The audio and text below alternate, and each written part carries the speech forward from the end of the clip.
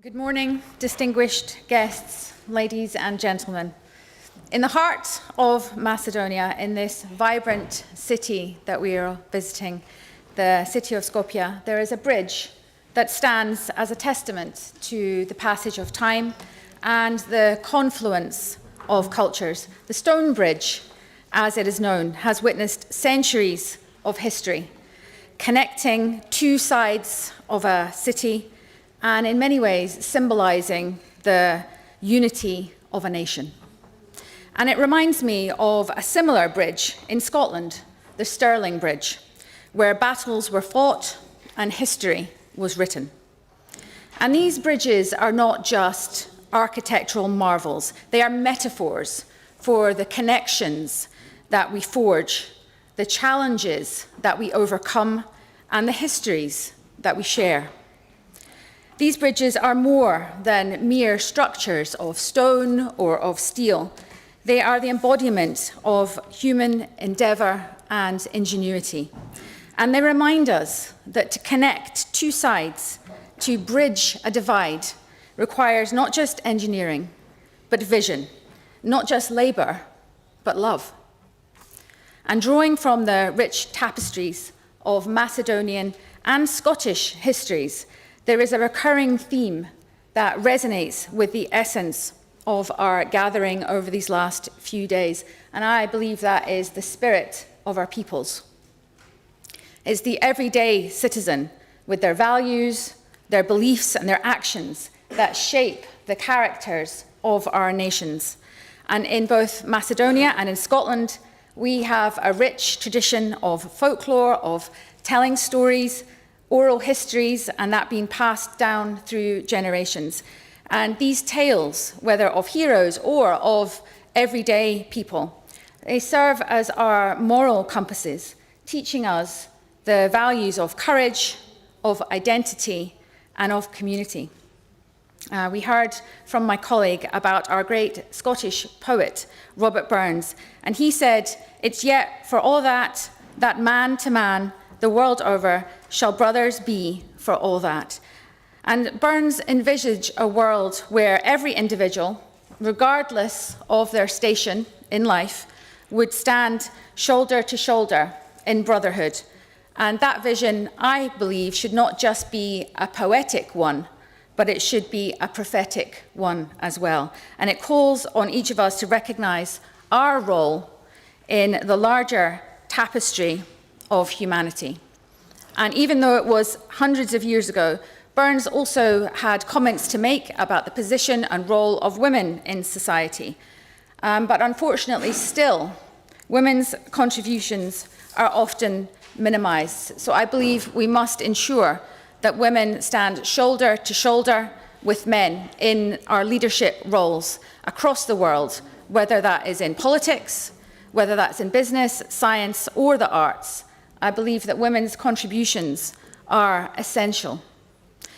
And they serve as a reminder to us as well that responsibility knows no gender. It's a universal obligation that falls on all of us, regardless of our background and regardless of our sex. But with this recognition comes a profound responsibility.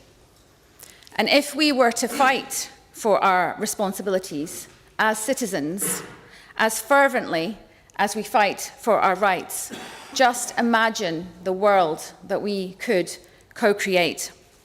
A world where every individual understands that their actions, no matter how small, ripple outwards, shaping societies, nations, and ultimately our global community. And that responsibility isn't a burden, it's a privilege. It's an opportunity to contribute to a legacy that will outlive us.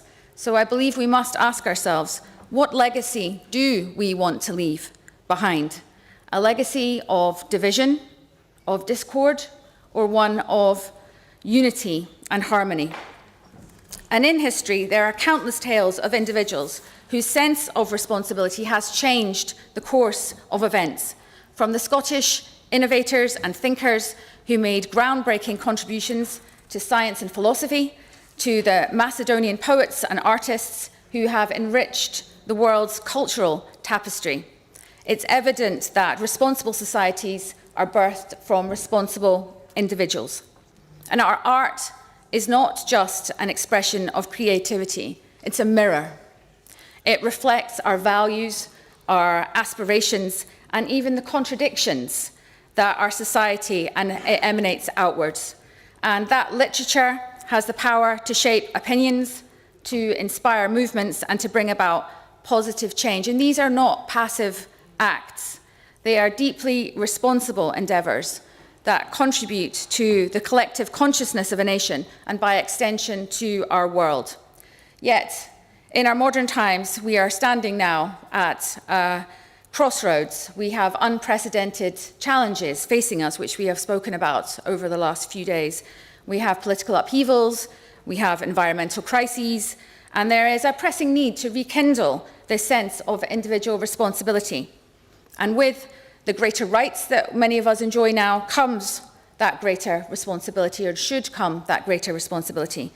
And in our changing world, where technology is advancing at an unprecedented rate, we must also consider our ethical responsibilities, and the choices that we are making today in fields like artificial intelligence, in data privacy and sustainability will shape our world for generations to come.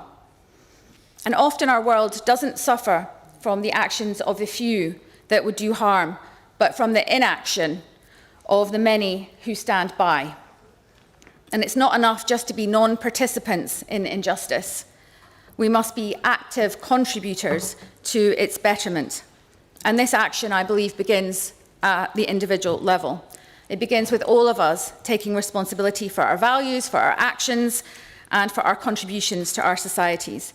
So in the spirit of this forum, let us commit to being ambassadors of cultural diplomacy in our own right.